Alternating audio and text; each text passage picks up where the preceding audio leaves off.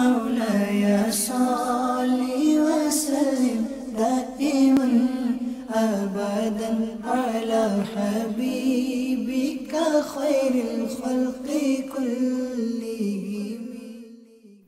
الحمد لله رب العالمين والصلاة والسلام على سيد المرسلين أما بعد فأعوذ بالله من الشيطان الرجيم بسم الله الرحمن الرحيم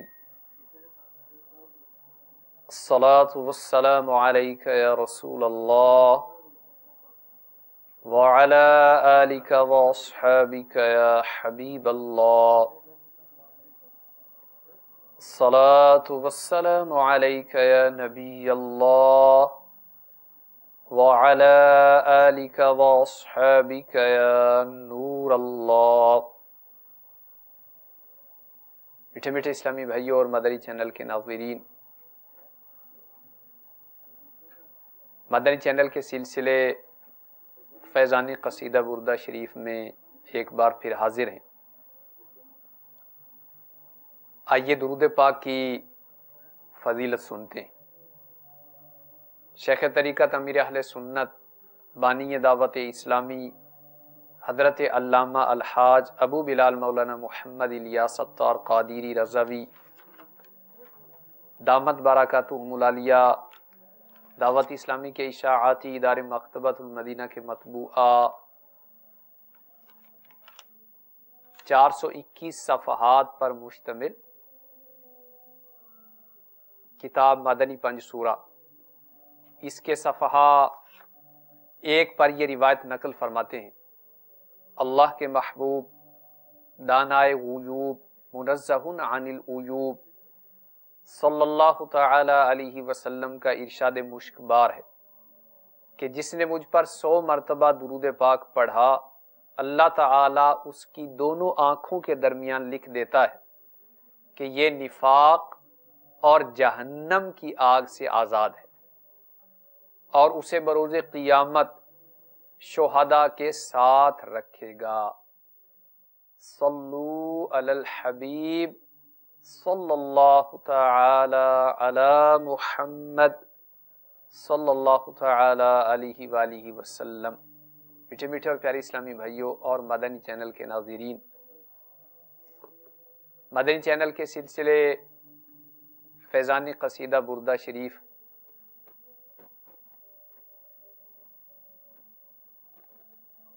اس میں ہم حاضر ہیں. قصیدہ بردہ شریف کی 9ویں فصل جو کہ قرآن پاک سے سرکار دو عالم صلی اللہ علیہ وسلم کے اوصاف حمیدہ کے بیان میں ہے، یہ جاری ہے. اس 9ویں فصل کا 10واں شعر انشاءاللہ عز و جل آج کے سلسلے میں بیان کیا جائے گا، جو کہ قصیدہ بردہ شریف کا مجموعی طور پر 100واں شعر ہے. آج کے سلسلے سے پہلے قصیدہ بردہ شریف کے 99 اشعار فیضان قصیدہ بردہ شریف میں ذکر کیے جا چکے ہیں. قصیدہ بردہ شریف کی 9ویں فصل کے اس 10ویں شعر میں، جو کہ قصیدہ بردہ شریف کا مجموعی طور پر 100واں شعر ہے، اس میں صاحب قصیدہ فرماتے ہیں: ان تتلها خیفة من حر نار لظى اطفأت حر لظى من وردها الشبیم. اس شعر کا پہلا لفظ ہے ان، جو کہ ان حرف شرط ہے، اس کا معنی ہے اگر. اور تتلوہا کی اصل تتلوہا ہے، اور اس میں ان حرف شرط کی وجہ سے واو کو گرا دیا گیا ہے. تو ان تتلوہا کا مطلب اگر تو ان آیتوں کو پڑھے. خیفتاً کا مطلب ہے خوف اور خشیت، اور من حر کہتے ہیں گرمی کو، اور لظا علم من اعلام جہنم، یہ جہنم کے ناموں میں سے ایک نام ہے۔ تو اس پہلے مصرے کا مطلب ہے کہ اگر تو جہنم کی گرمی سے ڈرتے ہوئے قرآن کی تلاوت کرے تو اس کا فائدہ کیا ہوگا، اس کو اگلے مصرے میں بیان فرمایا۔ اطفأت حر لظا، اطفأت کا مطلب ٹھنڈا کر دے، تو نے ٹھنڈا کر دیا، تو نے بجھا دیا۔ حر لظا، لظا یعنی جہنم کی گرمی کو، اور وردیہا اس کو واو کے فتحہ سے وردیہا بھی پڑھا گیا ہے، اور وردیہا بھی واو کے کسرہ سے بھی اس کو پڑھا گیا ہے۔ اگر واو کے کسرہ سے یعنی وردیہا پڑھیں تو اس کا مطلب پانی، اور اگر اس کو واو کے فتحہ سے پڑھیں تو اب اس سے مراد قرآن پاک کا ورد کرنا ہے۔ اور شبم شین کے فتحہ اور با کے کسرہ کے ساتھ ہے، شبم کا مطلب بارد یعنی سرد۔ تو اس شعر کا مطلب ہے کہ اگر تو ان آیات قرآنیہ کو نارے جہنم کے خوف سے تلاوت کرے تو بے شک اس کے سرد چشمے دوزخ کی گرمی کو بجھا دے۔ میرے میٹھے میٹھے اور پیارے اسلامی بھائیوں اور مدنی چینل کے ناظرین، لظا یہ جہنم کے ناموں میں سے ایک نام ہے، اور اس شعر میں صاحب قصیدہ سیدنا امام بوصیری علیہ رحمت اللہ القوی نے جہنم کے باقی ناموں کی بجائے لظا کو ذکر کیوں کیا ہے؟ تو اس کی حکمت قصیدہ بردہ شریف کی شرح میں یہ مرقوم ہے، درج ہے کہ لظا یہ جہنم کے ناموں میں سے ایک نام ہے، اور اس کو ذکر کرنے کی وجہ یہ ہے کہ حرارت اور گرمی اور تپش جہنم میں سے لظا کی سب سے شدید ترین ہے۔ تو بنسبت جہنم کے باقی درجات کے، باقی طبقات کے، لظا کی گرمی اور تپش سب سے زیادہ ہے، اس لیے اس شعر میں اس کا ذکر کیا گیا ہے۔ اور من وردہا یا من وردہا دونوں طرح سے اس کو پڑھا جا سکتا ہے۔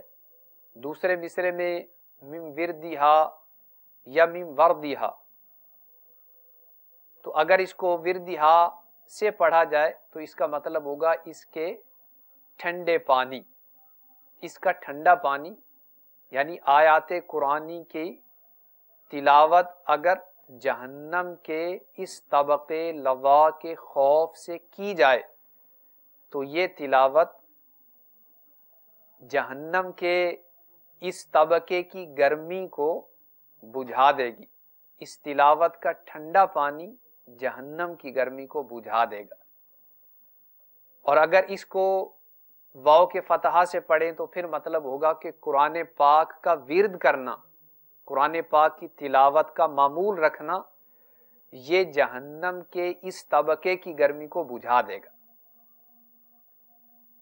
تو میرے میٹھے میٹھے اور پیارے اسلامی بھائیوں اور مدنی چینل کے ناظرین، اس شعر کے حاصل معنی یہ ہوئے کہ اگر تو آیات قرآنیہ کو خوف و خشیت نار لظا، دوزخ کی آگ کے ڈر سے پڑھے تو اس آگ کو اس تلاوت کی ہمیشگی بجھا دیتی، اس لیے کہ ورد القرآن اضعف حرارت النیران، کہ قرآن پاک کا ورد کرنا یہ نیران یعنی جہنم کی حرارت کو دور کر دیتا ہے۔ اور فقہائے کرام نے یہ فرمایا ہے کہ الافضل فی قراءت القرآن ان یقرأ من المصحف، کہ قرآن پاک کی تلاوت سب سے افضل اسلوب، قرآن پاک کی تلاوت کا سب سے افضل طریقہ، افضل اسلوب یہ ہے کہ اس کو مصحف میں سے پڑھا جائے، یا ان یقرأ من المصحف، کہ پڑھنے والا اس کو مصحف سے پڑھے۔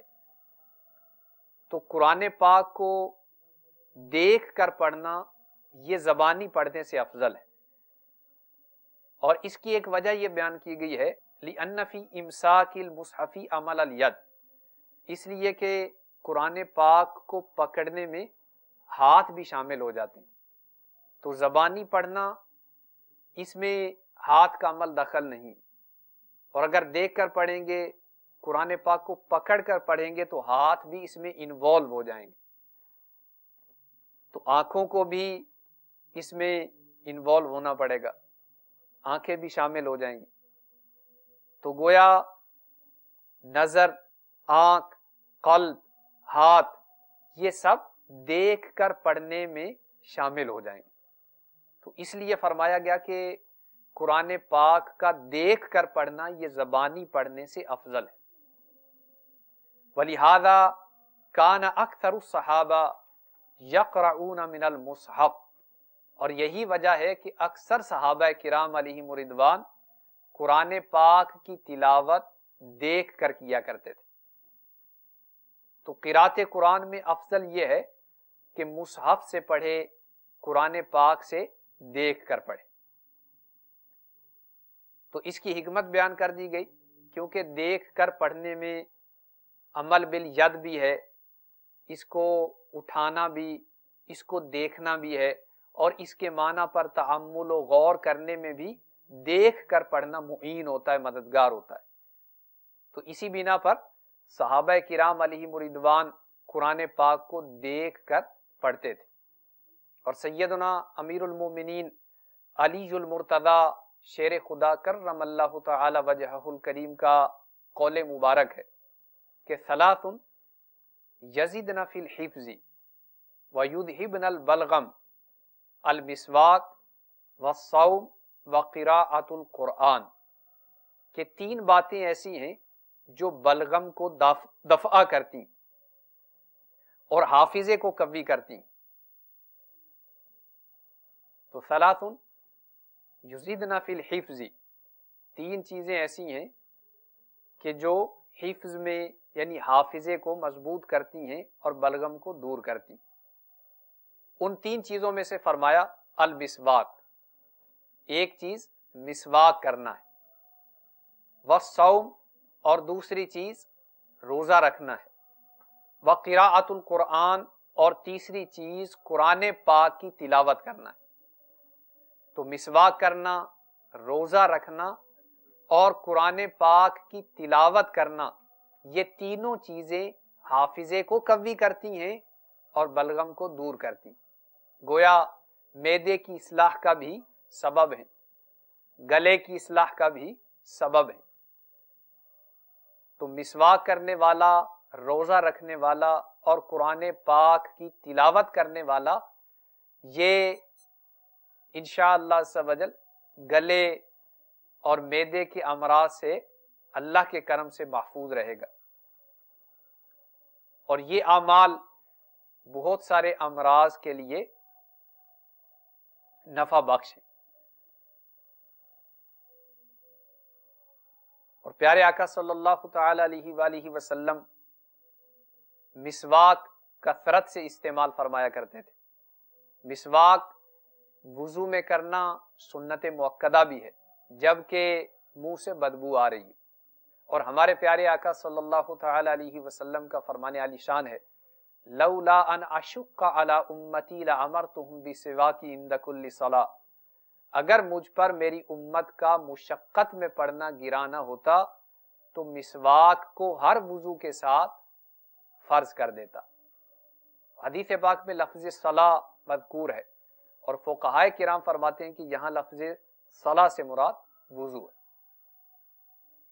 اور ایک روایت میں یہ ہے اربع من سنن المرسلین، 4 چیزیں رسولوں کی سنتوں میں سے ہیں: التعطر والسواک والحیاء والنکاح، عطر لگانا، مسواک کرنا، حیا کرنا اور نکاح کرنا۔ تو یہ چاروں چیزیں رسولوں کی سنتوں میں سے۔ تو سیدنا امیر المومنین علی المرتضی شیر خدا کرم اللہ تعالی وجہہ الکریم کا یہ قول مبارک، اس میں بہت سارے مدنی پھول ہیں۔ بالخصوص حافظے کی قوت کے حوالے سے ارشاد فرمایا گیا کہ روزہ رکھنا، مسواک کرنا اور قرآن شریف کی تلاوت کرنا یہ حافظے کو مضبوط کرتا ہے۔ تو آج ہمارے گرد و پیش میں ایسے لوگوں کی کثرت ہے جو حافظے کی کمزوری کی شکایت کرتے ہیں کہ حافظہ کمزور ہے، پڑھی چیز جلد بھول جاتے ہیں، سنی چیز جلدی فراموش کر بیٹھتے ہیں۔ تو اگر مسواک کرنے کی عادت بنا لی جائے، زہ نصیب کے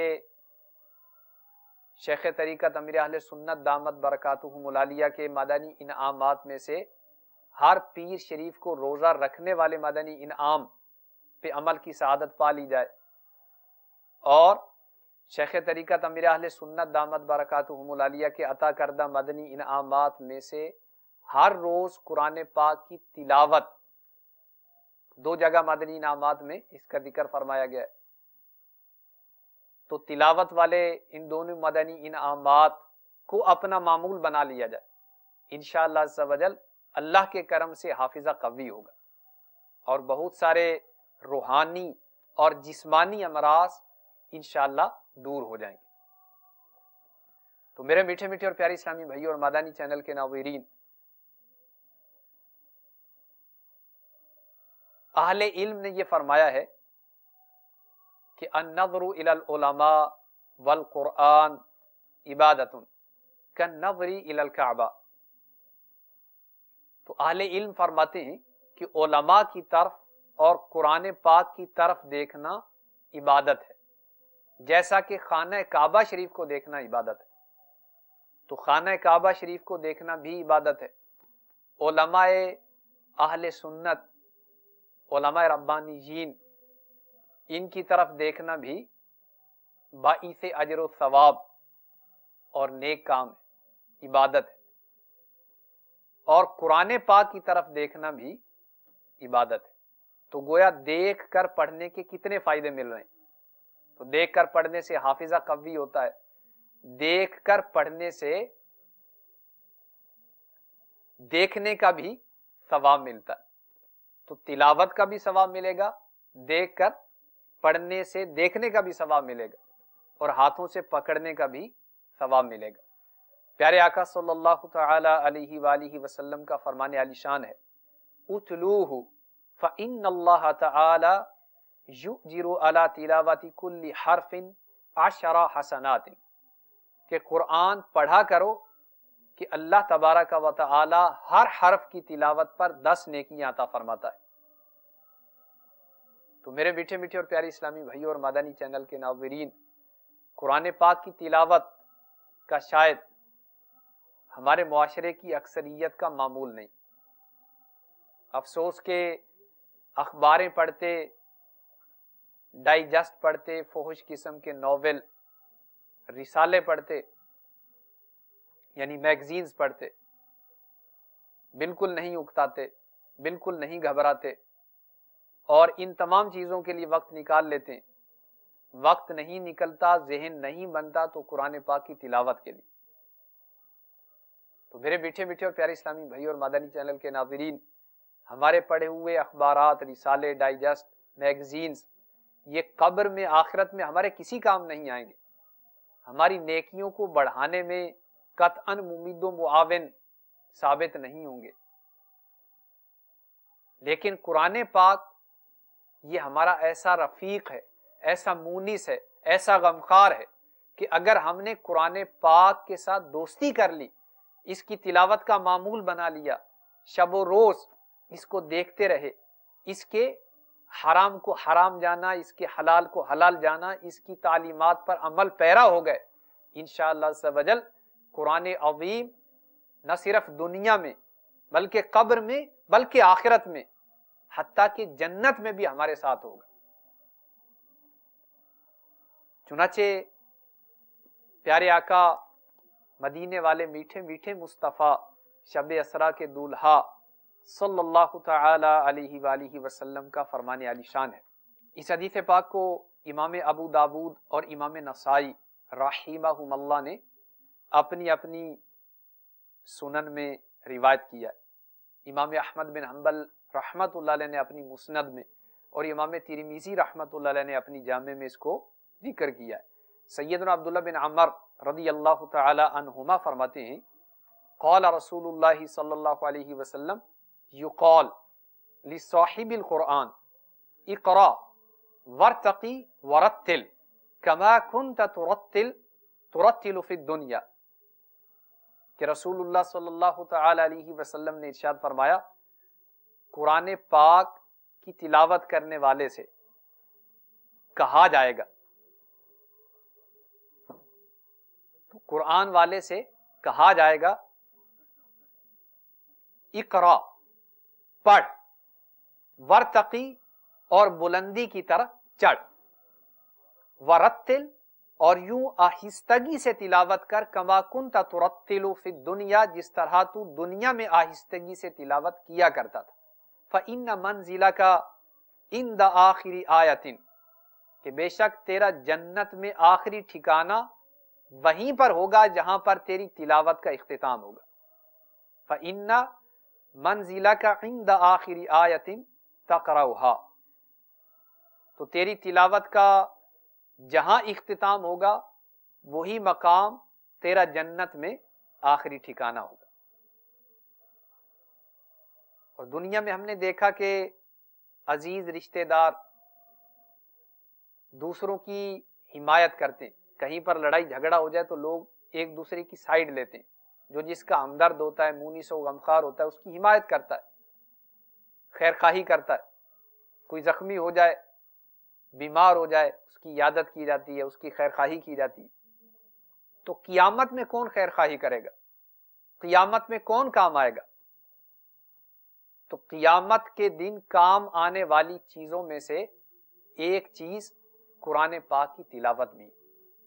چنانچہ حضرت سیدنا عبد الرحمن بن عوف رضی اللہ تعالی عنہ سے روایت ہے، نبی پاک صلی اللہ تعالی علیہ وآلہ وسلم نے ارشاد فرمایا ثلاثۃ تحت العرش یوم القیامہ، کہ تین چیزیں قیامت کے دن عرش کے نیچے ہوں گی۔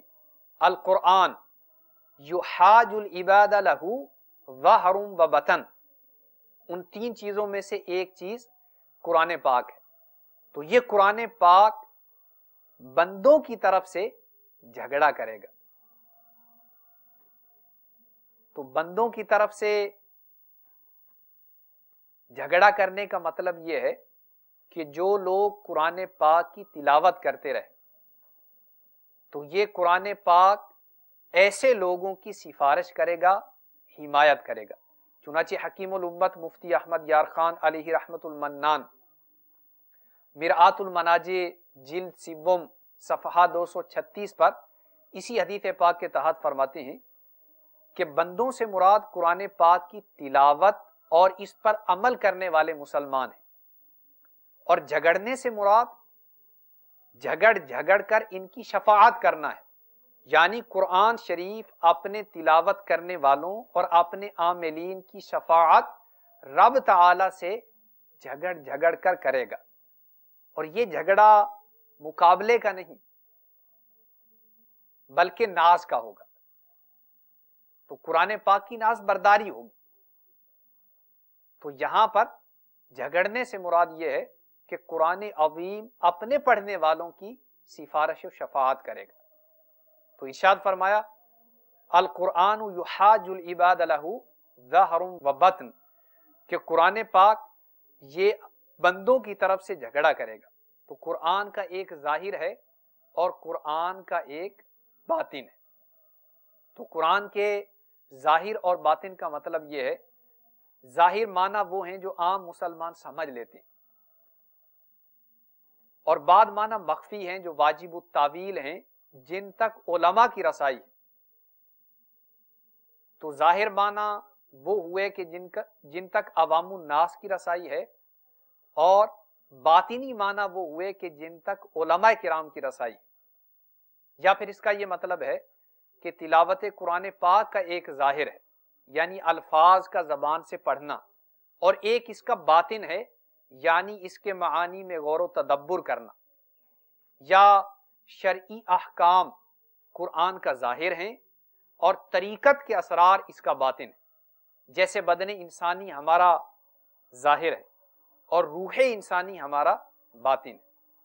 تو مطلب یہ ہے کہ قرآن کی شفاعت بقدر تعلق ہوگی، جس کا تعلق قرآن پاک سے جتنا مضبوط ہوگا، قرآن عظیم اس کی اسی قدر شفاعت کرے گا۔ تو ظاہر قرآن والوں کی شفاعت اور قسم کی ہوگی، اور باطن قرآن سے تعلق رکھنے والے کی شفاعت اور قسم کی ہوگی۔ تو جن لوگوں کا تعلق قرآن عظیم کے باطن سے ہے، ان کی شفاعت کا انداز اور ہوگا، اور جن کا تعلق قرآن عظیم کے ظاہر سے ہے، ان کی شفاعت کا انداز اور ہوگا۔ تو میرے میٹھے میٹھے اور پیارے اسلامی بھائیوں، ہے کاش کہ ہمیں کثرت سے قرآن عظیم کی تلاوت کی سعادت مل جائے۔ قرآن پاک کو رو رو کر پڑھنا سعادت کی بات ہے۔ چنانچہ میرے شیخ طریقت، میٹھے میٹھے امیر اہل سنت، بانی دعوت اسلامی، حضرت علامہ الحاج ابو بلال مولانا محمد الیاس ستار قادری رضاوی دامت برکاتہم العالیہ، مکتبۃ المدینہ کی 616 صفحات پر مشتمل کتاب نیکی کی دعوت کے صفحہ نمبر 201 پر فرماتے ہیں کہ قرآن پاک کی تلاوت کرتے ہوئے رونا مستحب ہے۔ چنانچہ سنن ابن ماجہ جلد 2 حدیث پاک نمبر 1337 فرمان مصطفیٰ صلی اللہ تعالی علیہ وسلم ہے، قرآن پاک کی تلاوت کرتے ہوئے رو، اور اگر رو نہ سکو تو رونے کی سی شکل بنا۔ عطا کر مجھے ایسی رکت خدایا، عطا کر مجھے ایسی رکت خدایا، کروں روتے روتے تلاوت خدایا۔ میٹھے میٹھے اسلامی بھائیوں اور مدنی چینل کے ناظرین، تلاوت کرتے یا سنتے ہوئے رقت طاری ہونا، آنکھوں سے آنسو جاری ہونا یقیناً بہت بڑی سعادت کی بات ہے، مگر شیطان کے وار سے خبردار۔ رونا ایک ایسا عمل ہے کہ اس میں ریا کا خطرہ بہت زیادہ رہتا ہے، لہٰذا دعا وغیرہ میں بالخصوص دوسروں کے سامنے رونے میں ریا سے بچنا ضروری ہے، کہ ریاکار عذاب نار کا حقدار ہوتا ہے۔ تلاوت و نعت میں اخلاص کے ساتھ رونے رلانے کا شوق بڑھانے کے لیے اور سنتوں کا جذبہ پانے کے لیے تبلیغ قرآن و سنت کی عالمگیر غیر سیاسی تحریک دعوت اسلامی کے مدنی ماحول سے ہر دم وابستہ رہیے، اپنے ایمان کی حفاظت کے لیے کوڑتے رہیے، نمازوں کی پابندی جاری رکھیے، سنتوں پر عمل کرتے رہیے، مدنی انعامات کے مطابق زندگی گزاریے، اور اسی پر استقامت پانے کے لیے ہر روز فکر مدینہ کر کے مدنی انعامات کا رسالہ پر کرتے رہیے، اور ہر مدنی ماہ کی ابتدائی 10 تاریخ کے اندر اپنے یہاں کے دعوت اسلامی کے ذمہ دار کو جمع کروا دیجئے، اور اپنے اس مدنی مقصد کہ مجھے اپنی اور ساری دنیا کے لوگوں کی اصلاح کی کوشش کرنی ہے، کہ حصول کی خاطر پابندی سے ہر ماہ کم از کم 3 دن کے سنتوں کی تربیت کے مدنی قافلے میں عاشقان رسول کے ہمراہ سنت و بھرا سفر کیجیے۔ آپ کی ترغیب و تحریض کے لیے ایک مدنی بہار عرض کرتا ہوں۔ باب المدینہ کراچی کے ایک مبلغ جو کہ روزانہ پابندی سے چوک درس دیتے تھے، ایک شخص کو جو کہ سنت و بھری تاریخ دعوت اسلامی کو پسند نہیں کرتا تھا، اور اس نے بر بنائے تعصب تھانے میں مبلغ کے خلاف جھوٹی رپٹ درج کروائی کہ یہ علاقے میں انتشار پھیلا رہا ہے۔ پولیس آئی اور اس چوک درس دینے والے عاشق رسول کو تھانے لے گئے۔ الحمدللہ عز و جل دعوت اسلامی کا مبلغ ہر جگہ مبلغ ہی ہوتا ہے، چنانچہ ایک مجرم سے ملاقات پر انہوں نے انفرادی کوشش کر کے اس کو تبلیغ قرآن و سنت کی عالمگیر غیر سیاسی تحریک دعوت اسلامی کے سنت و برے ہفتہ وار اجتماع میں شرکت کے لیے تیار کر لی۔ اس قیدی نے اس چوک درس دینے والے عاشق رسول سے کہا کہ میں قید سے رہا ہوں گا تو ضرور حاضری دوں گا، کیا آپ مجھے وہاں ملیں گے؟ مبلغ نے کہا انشاءاللہ عز و جل آپ سے ملاقات ہوگی۔ پھر انہوں نے اپنا حلقہ نمبر بتایا کہ میں اجتماع میں وہاں ہوتا ہوں۔ پولیس نے اس چوک درس دینے والے عاشق رسول کا حسن اخلاق دیکھ کر حقیقت حال جان لی اور معذرت طلب کرتے ہوئے اس عاشق رسول کو باعزت رخصت کر دیا۔ چند ماہ بعد وہ مجرم کہ جس پر اس چوک درس کرنے والے عاشق رسول نے جیل کے اندر انفرادی کوشش کی تھی، جیل سے رہا ہوا تو تبلیغ قرآن و سنت کی عالمگیر غیر سیاسی تحریک دعوت اسلامی کے عالمی مدنی مرکز فیضان مدینہ باب المدینہ کراچی کے اندر ہفتہ وار سنت و بر اجتماع میں پہنچا۔ اس نے بیان سنا، ذکر اور دعا میں اس پر رقت طاری ہو گئی۔ اس نے رو رو کر اپنے گناہوں سے توبہ کی۔ دعا کے بعد اس مبلغ کو کہ جنہوں نے ان پر انفرادی کوشش کی تھی، نیکی کی دعوت دی تھی، تلاشتے ہوئے جب ان کے بتائے ہوئے حلقے میں پہنچا تو ایک اسلامی بھائی نے بتایا کہ ابھی پچھلے ہی منگل ان مبلغ کا انتقال ہو گیا۔ یہ سننا تھا کہ جیل سے رہا ہونے والا وہ مجرم دھاڑے مار مار کر رونے لگا کہ زندگی میں کسی نے پہلی بار نیکی کی دعوت دی اور اس کی وجہ سے میں نے توبہ کی، ہائے افسوس میں اپنے اس محسن سے دوبارہ مل بھی نہیں سکا۔ ایک عاشق رسول نے انفرادی کوشش کرتے ہوئے ان کا ذہن بنایا کہ اب آپ ان سے مل تو نہیں سکتے مگر اپنے اس محسن کو فائدہ پہنچا سکتے ہیں، اور اس کا ایک طریقہ یہ بھی ہے کہ ان کے ایصال ثواب کے لیے آج صبح ہی ہاتھوں ہاتھ سنتوں کی تربیت کے 30 دن کے مدنی قافلے میں عاشقان رسول کے ساتھ سنت و برا سفر کر لیجیے۔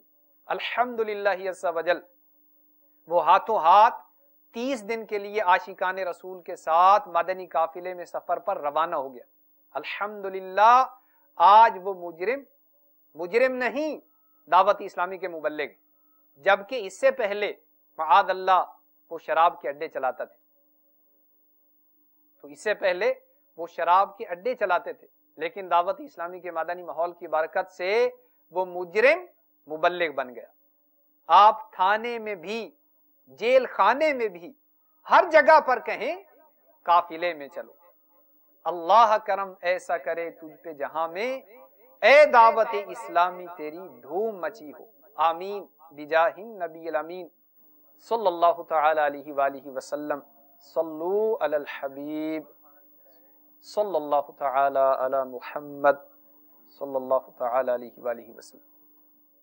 مولاي صل وسلم دائما أبدا على حبيبك خير الخلق كلهم